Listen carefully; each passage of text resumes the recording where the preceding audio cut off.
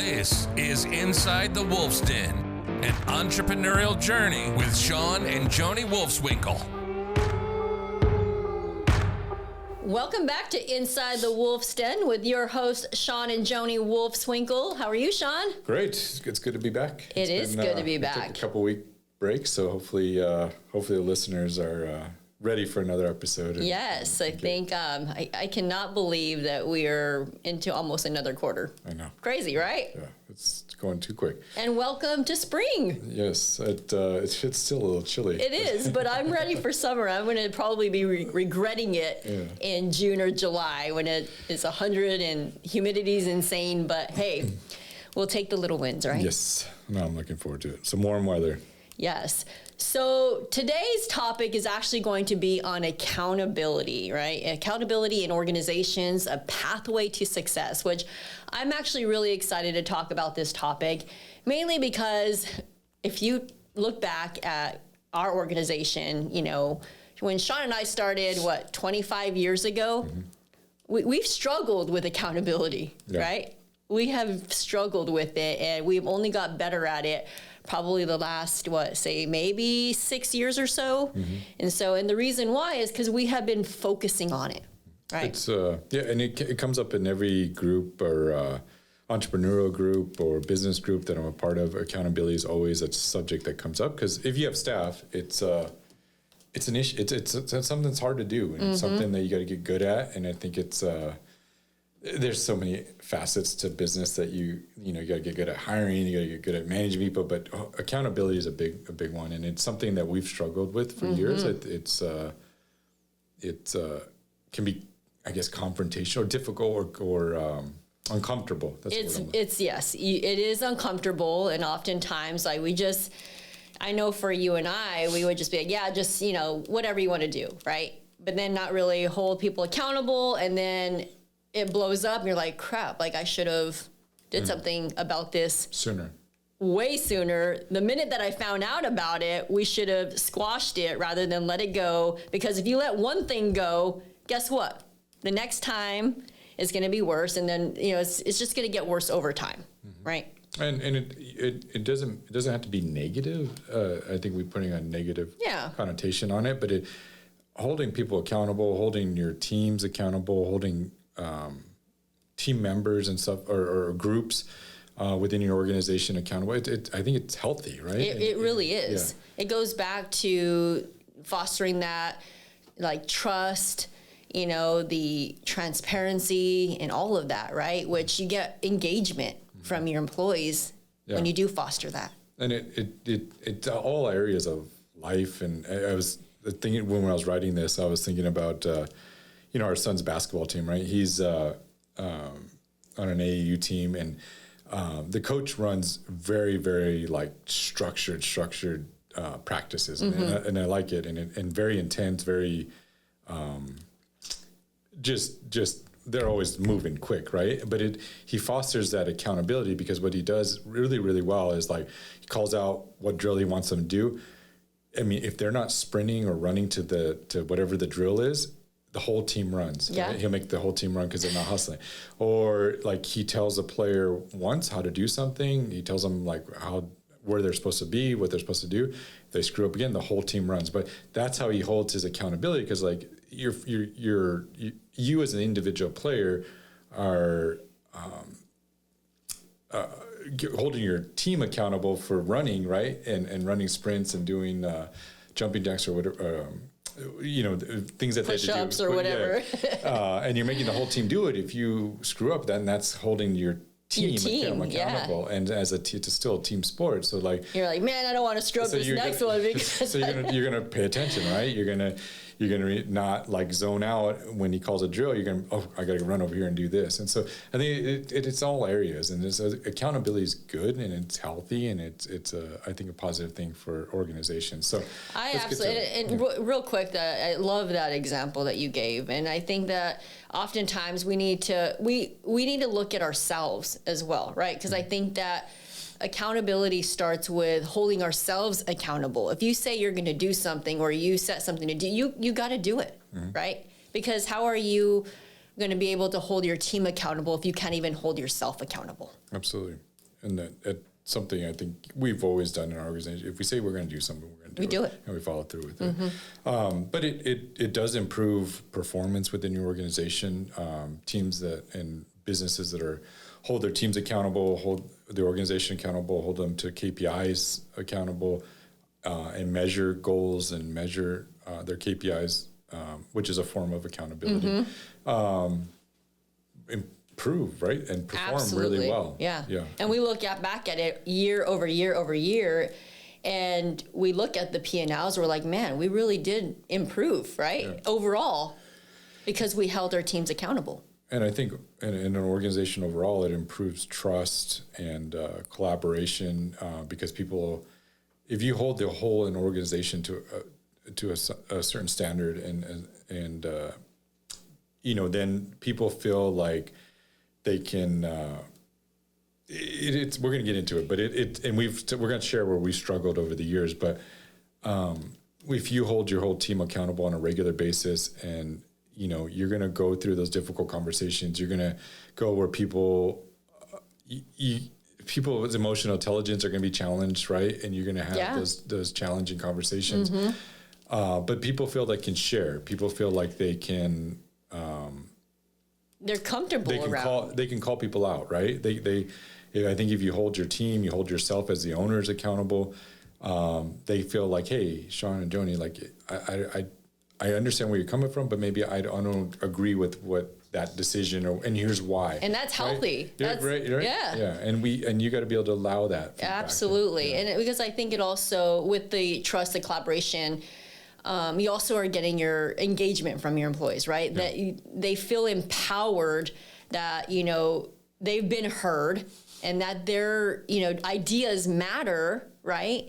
And so with that, they're automatically going to stay with you longer term because they feel engaged with you. They feel engaged. They know the goal. They know the alignment, right? And they know what direction our team and our organization is headed.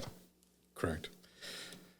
So we're going to share, I want to get into, 4 kind of steps in developing accountability in an organization. So the first step is establishing clear expectations. I think this is the first step in accountability. If people don't know what they're accountable for, how are they supposed to know what to do, and how are you measuring it, right? 100%. And I talk to business owners all the time when we're placing remote team members and VAs with their companies. And that's the first thing that a lot of business owners come to me and be like, hey, this person is not working out. I'm like, well, why aren't they working out?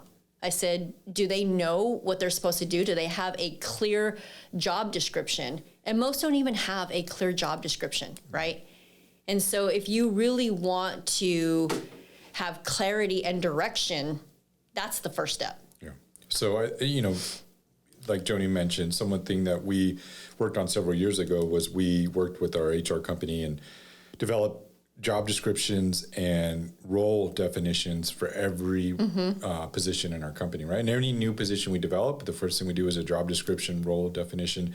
It's something that's printed. It has the expectations. It has their how they're going to be monitored, their KPIs, and their what we're going to hold them accountable to, and then they have to sign that. So every time if somebody takes a new role or new position within our company and moves, they have to sign the new job description and all that. So they know what they're. So then again, it's something you can refer back to and say, "No, we talked about this. Yes. This is your job description. Yeah. This is what," and it doesn't have to be detailed. You got to leave some room for movement, because especially in a small company, I think you end up taking on more tasks and stuff. Right. So you got to make sure that they understand that. But because you'll have the other side where it's like, well, it's not in my job description, so I'm not doing it. But that's Which more you of a will get that, and it's but more of a culture thing. But I think having clear job description and role definitions really, really matters. Yeah, and I think that it needs to start the time that they sign that job offer, right? In the onboarding process, you really need to go over the job description with them, and like you said, have the goals written down on that job description that you're actually going through with them. That way, when they start on day one, when they're training, they have a list of duties that they're responsible for. Correct. And also some goals. Yeah, and on that measure we should be the KPIs and the goals for that individual or that department or Right. you need to have those 100%. KPIs. So, and you'll go through reiterations, I think, of your goals and your KPIs for your organization. I think every year we look at those, we monitor them every quarter. We're making sure that we're measuring the right things. We're measuring the right things for individuals and for departments within our organization, and making sure that those align with our rocks and our vision for our company, but also that they're clear, right? And they know what they're being measured on and accountable for. So,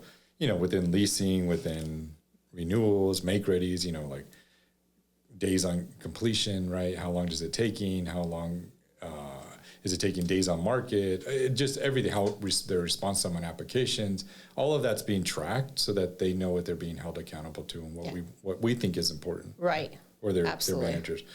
And then I think something with that is you need to have a way to measure it and being clear and who's accountable for it. And then you should be tracking those weekly. So once a week, we go over our KPIs with our organization and go over, and it's for everybody, right? So I think one way to hold everybody accountable is to broadcast how much, how people are performing. I guess am I saying that right? Yeah, absolutely. I think it should be. You should have a spreadsheet somewhere where everybody can see, the performance of whatever KPIs you have. Like for us, we have a spreadsheet and they're color coded. We have it red, yellow, green, and super green, right? So the red is you're not meeting your goals, right? You're far from your goals. Something's going on, right? Green is you're doing great, right? What do you think you should be focusing on? The reds and yellows, right? Why? Because those are the areas that you're not doing so well. So we need to look back to say, okay, what do we need to do to change to get this in the green, right? And we're going to talk about that. There's some one-on-ones and stuff to hold people accountable and address those issues, not in front of everybody, but on a one-on-one basis. Right. But yes, those are things managers, owners should be looking at. Like within our, we have a KPIs for like Rooter for in the plumbing company, but something else we do is we show our sales weekly. And so the plumbers know, the technicians know who's leading in sales, and on the monthly, we're looking at their total sales. We're looking at their like how many, number one, the dispatchers, how many calls did they close and schedule? And then the plumbers, how many jobs did they go to and how many did they close? So what was their closing percentage? And so you're monitoring on that to really track it's something we go over monthly or weekly. And they know where they're at, if they're behind, and they have goals too of how much revenue they need to generate a week. And it's amazing when you actually broadcast, the KPIs for everybody to see, like the technicians, like they're super competitive, right? And so if one technician is doing better than the other one week, you'll see like they're pushing themselves because they want to be ahead, right? They want to be number one, right? And that goes for even our property management companies where we're having in different pods. All pods are competing against each other so they can see, who's actually ahead. And it pushes them. At the end of the quarter, we actually give a bonus. I think, what is it, like extra PTO if they are the winners, right, of the quarter for their KPIs. As a group, yes. As a group. Yeah, but then they get everybody's bonus based upon their KPI. Right. Yeah. But my point is that they get excited about that and they get competitive, so they want to push to do better. Correct. And it's really creating a culture of transparency, right? So you're not calling people out. It's not to put people down. It's not a negative thing. If you create the right culture, it's a positive, just being, hey, we're transparent, everything. And we're transparent even with the financials of the organization. So I think that's, and they love that. I think that's holding the leadership team and the ownership accountable for their actions. So, we go over our goals at the beginning of the year of, okay, this is what the leadership team has said as far as our revenue goals, our profitability, our EBITDA, our how many doors we want to grow by this year, how many, and each entity has its own goals, and then each quarter we're very transparent on, hey, this is where we're at for the quarter. This is how much we generated. This is where we're behind. This is where we're ahead. And so they can see, and again, it's just transparency. Right. They know what's happening, and they know what they're working towards, right? And Absolutely. what they're working for. And you always say this, Shawn, and I love that you say, like, you always have to give them the why behind why you're doing it, right? Which I think that oftentimes, even I miss telling them the why, but that's extremely important as well. Yeah. And it just opens up communication, and that open communication fosters accountability. Yep. Correct. And then another thing is within a culture of transparencies, and we hit on a little earlier, but just encouraging the feedback loops, right? And the regular updates. And so, go ahead. Yeah, no, I just think the feedback loops, I think that is so important in your organization. And I think that, oftentimes we want to give the feedback, but then we're not reciprocating that and getting the feedback from them. Mm-hmm. I think getting the feedback from them is as equally as important, right? You got to be good. It goes back to listening. God gave you 2 ears and one mouth. So I think listening a lot of times is absolutely 100%. And I think how you can, foster that or encourage the feedback loops is just on a regular basis. With my teams, they check in with each other. I always tell the companies that we hire for, check in with your RTMs once a day. See how they're doing. Ask for their feedback, right? Especially during the onboarding process, when you hire a new employee or a new RTM, that's important. Why? Because you want to make sure that they're progressing, right? Mm-hmm. At the end of the day, you don't want to come 60 days from now and say, well, I decided to quit because, I don't think this is for me. And then you go back and you never communicated with them. Touched in, yeah.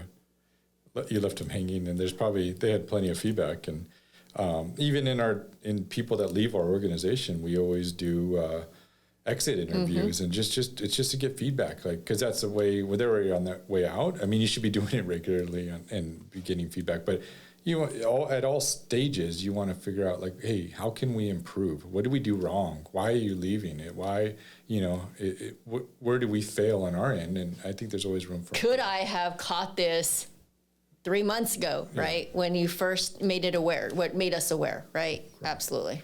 And so the second step in accountability is implementing some practices of EOS. Mm-hmm. EOS is the Entrepreneurial Operating System based on the book Traction. Highly recommended. We're going to get into some more details of EOS, but if you're interested in EOS, please read that book.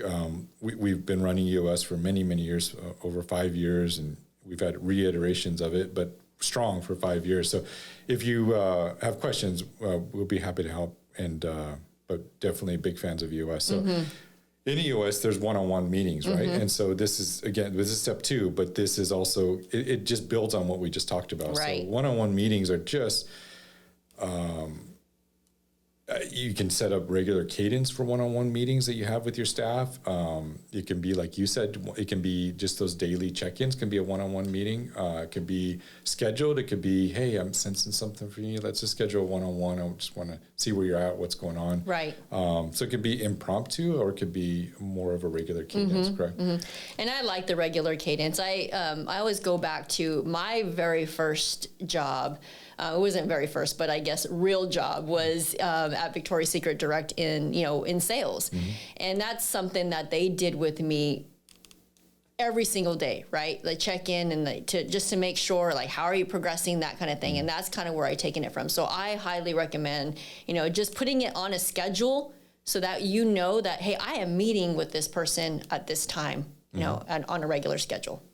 And you could just discuss, like, individual performance issues, or performance, it doesn't be issues. It could be their goals. Even take out their job description and review their goals of, what you put out for them for that quarter to make sure that they're on the right direction. If not, why? Mm-hmm. What are the issues? What are the challenges that you're facing, so we can try to get you back on track? And just areas for growth, and especially what Joni mentioned earlier. If you're dealing with virtual assistants or remote team members, one-on-ones are going to be very vital, because it's not like they're in the office. You're not seeing them when you go to the restroom. You're not walking down the office to go to the front and you stop by their office and chit-chat and just have a quick one-on-one. You're going to have to be conscious about it and reach 100%. Out. And so you're going to have some kind of we prefer video conferencing, so it's either Slack. We use Microsoft Teams, but some kind of communication, and it could be it could be phone calls. That's fine, but we prefer video because then you can interact. You can see them. You can see what's going on. You can see their body language. You can see, number one, if they're remote, you can see if they're engaged or they're at a, if they're at it's loud, they're at a restaurant or something. You're like, well, what? They're not. Kids walking, running by. So it really helps you see things, but so just make sure you're having those one-on-one meetings and scheduling those. And use those meetings to reinforce accountability, right? Right. And that's just, number one, it creates that, hey, you're not micromanaging, but hey, I'm checking in. I'm saying, do you need anything? You good? You have any questions? Right? Yeah. And so the team member feels, hey, okay, yeah, they're on They it. care. Yeah, they care, right? Yeah, but it's creating accountability, correct? Yeah, it's creating accountability, and it shows that you care about them, and then I feel they're a lot more bought in that way because they know, that you're probably going to reach out to them to make sure that everything's good. Correct. And I think it's just human nature, right? If nobody's holding us accountable, nobody's saying anything to us. I've had, absolutely. I talk to clients all the time. They're like, it's my fault. I'm ready to get rid of this person now, but it's my fault because I never held them accountable, let them go under the radar. Now they're just, doing their own thing and working when they want to work. Mm-hmm. Well, that's your fault. Yeah. You have to take accountability for that. Yeah. And then the next step of part of EOS is quarterly conversations. And these aren't performance reviews. These are just quarterly conversations, some scheduled, something prepared for in advance. So you should be sending out maybe an agenda, maybe some points ahead of time so they know what they're talking about. Not just, hey, can we meet now? And they're like, what are they meeting about? They should be prepared for it. Off-site if you can do it. So maybe if it's somebody more like maybe a leadership or leaders, you probably do lunch. You probably not at your boss's office, or if you're the boss or you're the manager, probably not at your desk because it's going to make them feel like in a performance review or something's wrong. Maybe not at their desk because you're not going to be as prepared. So probably off-site would be a good, or in a conference room or something like that. Yeah, if that's an in-house employee, for sure. If it's a remote team member, you're scheduling this in advance and having a video conversation with them, right? Those ones for sure got to be video. Yes, they have to be video. And I recommend any of your meetings should be on video. That's the expectation that you need to set right off the bat, that cameras need to be on. Yeah. And so what the quarterly conversations is really, it involves kind of a 3-pronged approach to the employee. So number one, part of EOS and part of any organization should be your core values, right?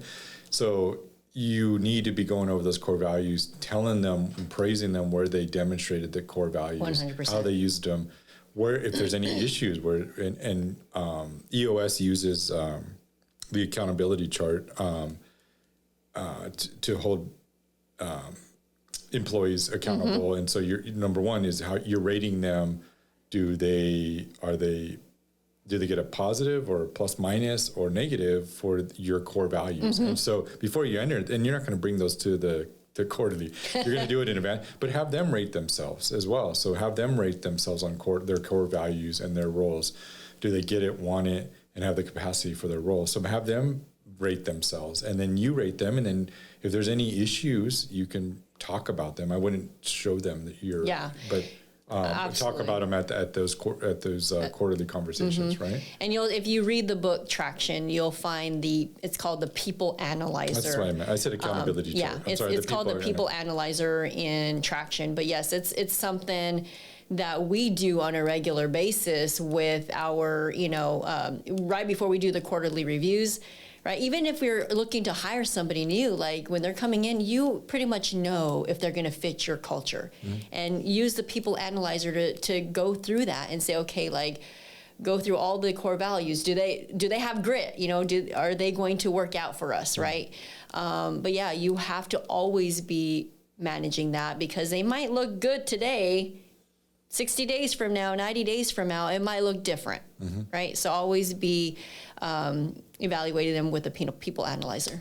So sorry about that. I corrected myself. So the people analyzer, not the accountability chart. So, but that's how you would analyze them. The next prong would be their role position. So like their position and what they do. Do they get it? Do they want it? Do they have the capacity? So do they get their position? Do they want it?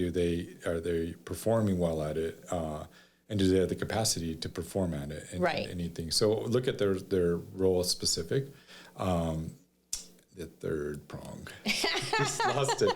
The rocks. So if you're running EOS, you have rocks for your organization. You have rocks for your team, and so rocks are quarterly. You have your yearly rocks, and then you break those down into quarterly rocks to obtain your yearly rocks.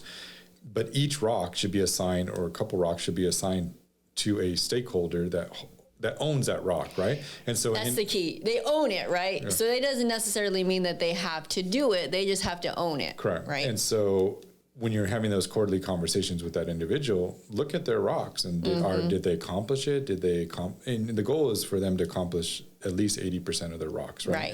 And so did they do that? If they didn't, why did they fall short? Is it they didn't know what they needed to accomplish? They didn't have the means. They didn't have the ability. And so those are some areas is discussed in that 3-prong approach in a quarterly conversation. Yeah. So love that. Couple things I just had 2 things that I kind of wanted to just touch on when it comes to the quarterly conversations. I think that it's important when you do send out that quarterly, review, that you get them to also fill out the review, because you may think that, there's some work that they have to do, right? Based on the performance review, there's some work that they need to do. If they fill it out and they think that they're amazing, they're like 5s and, or 10s on everything, right? Like that's a conversation you have to have. Well, this is where I think you are. This is where you think you are. Yeah. Okay. So I think it's important that you have them fill out that portion of the review before you meet to see, make sure that you guys are both aligned on the same page, right? You're jumping ahead. Oh. So the third step to accountability in your organization is performance reviews and annual reviews. And so what Joni was getting at is absolutely correct. So now there's quarterly conversations, and those are going to be different than the reviews. Your performance reviews. In EOS really strongly recommends you have your one-on-ones, you have your quarterly reviews, and then you have your performance reviews. Right. So yes, in a performance review, what you're going to have you'll have your annual one where you establish what their goals, what they're going to work on, how they're performing, any compensation adjustments, all that is in your annual performance reviews. And then you're going to meet with them quarterly just to do quarterly check-ins. But as Joni said, yes, you have them fill out their own, and then you bring and then when you meet with them together, you guys are both prepared. And as the manager, you should get theirs back before you meet with them. So you can review it. So you can review it and be prepared to discuss, oh, wow, they said this, I didn't realize that. And then maybe you can go deeper dive into it, maybe research and figure out what's going on there and why. But so you're prepared. And so you can have a really strong conversation before you ever meet. Yeah. So, absolutely. But again, accountability, I think they need to self-evaluate. You need to give them feedback on their performance and where 100%. They're at. And don't, I think an important key to all this too, please don't wait till quarterlies, either performance reviews or conversations, before you address the issue. If there's an issue, you squash it right away. They're just, this is from our experience or learning from mistakes. It's got to be addressed. And so you can schedule an impromptu one-on-one because you need to get to the bottom of it. Yeah. Please don't let anything you let just fester or it's going to blow up eventually if you let it go on long enough. Yeah. So please address it right away, I think, and have that conversation. So, and it's hard when you get really busy times of year, you're like, man, I just don't, I'll do that next week. And then next week comes and you get 10 other things on your plate and you're like, I'll just get to it next week. And then pretty soon that either the employee's leaving because they an issue, or they made a huge mistake, and you're like, man, now I got to fix this. Or they made another employee leave because you didn't address their whatever tantrums or whatever. I don't know what the issue could be, but we've seen it all.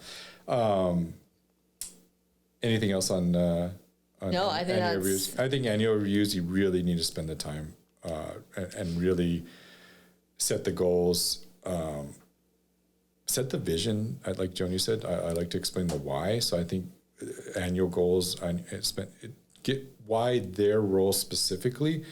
What role do they play specifically in your organization? I think annual reviews are a great place to like say, hey, here's how you impact the company. Here's the impact you make on the company. And here's how I think if they can the more you can get them bought into how much their specific role impacts the company, I think they're more bought in, they're Absolutely. they take more ownership of their role and their position. So, I agree. And how it affects the rest of the organization. Other people are affected by their job and performance. Right. So. And we'll see too, like if this is a new employee that you're hiring or a new remote team member that you're hiring, we didn't talk much about giving them their 30, 60, 90-day reviews, right? I think that's also extremely important because as if you're not meeting with them on those 30, 60, 90 days, and at the end of the 90 days are still not working out, why are you keeping them? Yeah. Right. But I think this topic's on accountability. If they're a new employee, a 30, 60, 90 day is setting the tone and is setting that accountability. It's saying, hey, we are serious. We meet regularly. And we are serious about you performing or you hitting these metrics or you understanding your job and you're from the onset. There you go. Yeah, Even and we didn't get in. We've had several podcasts on onboarding, but so go back and listen to some of those. But the setting the accountability starts even before they even join the organization. Once you've selected them as a candidate, they've signed the job description. They're already receiving emails, communication, kind of setting the tone. Hey, this is what we expect. We expect to be on video. We expect. There's a lot of things that we do that kind of sets the tone for what we're going to expect once they enter. And if it's too much for them or whatever, then hey, they're not the right fit. So I'd rather know ahead of time, which we've had those too. And that's okay. Yeah, because I'd rather them tell me up front before that it's not for them. Then exactly. And then the last step for accountability, part 4, is just some obstacles within your organization that you're going to face. So this is always an ongoing thing. It's not a set it and forget it, right? Holding your team accountable is going to have challenges. It's going to create the uncomfortable conversations for your team, and you got to have your managers, your team members being willing to hold people accountable, right?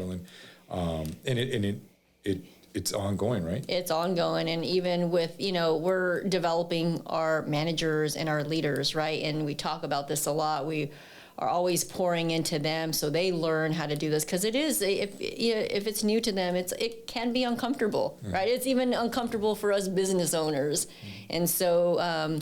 Empowering your managers and your leaders, to get uncomfortable, and it's okay to have these feedback loops and to have the conversations with their employees. Yeah, and they're going to just know when you're creating a culture of accountability and you're holding people accountable, you're going to get resistance, and I think that's the biggest thing is that your managers, you as owners, you're going to face resistance at times, and you got to be able to overcome that, and you got to be able to. The bigger picture, the bigger outcome is more important than So, like Joni mentioned earlier, squash it sooner because and hold them accountable. A lot of people you hear a lot about accountability, like within sales organizations or sales positions, where if you don't hold them accountable up front, they're going to do their own thing. Fall off the cliff. Yeah.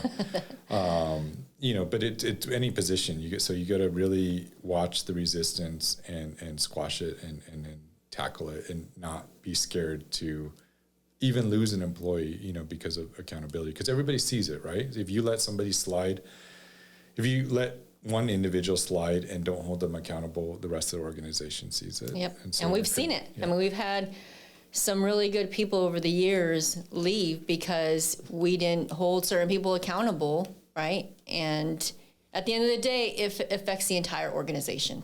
Absolutely. So that's the 4 points for accountability. We hope it will help you and your organization. It's a fun topic. It's a difficult one, but it's something that. And I think it's something that everyone struggles with, and you know, including us, we've struggled with it. So I know that this would be valuable for all of our listeners. Yeah. So please share it if you know somebody that is struggling with accountability in the organization or wants to improve it. I wanted to mention too, if you are in the Houston area, there's a group, EOS group, that meets the third Thursday of every month at the Cannon on the west side. So if you want more information, it's an EOS group. It's called the ENRG Houston. It stands for Entrepreneurial Network Resource Group.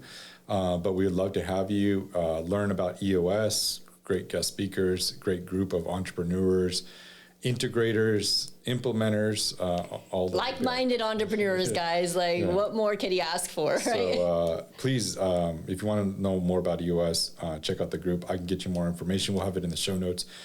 We'd love to have you. So anything else? No, I think this was awesome. Thank you. Yeah, and we'll see everybody next week. See ya, guys. You've been listening to Inside the Wolf's Den, an entrepreneurial journey with Shawn and Joni Wolfswinkel. Tons of entrepreneurial podcasts are out there, talking.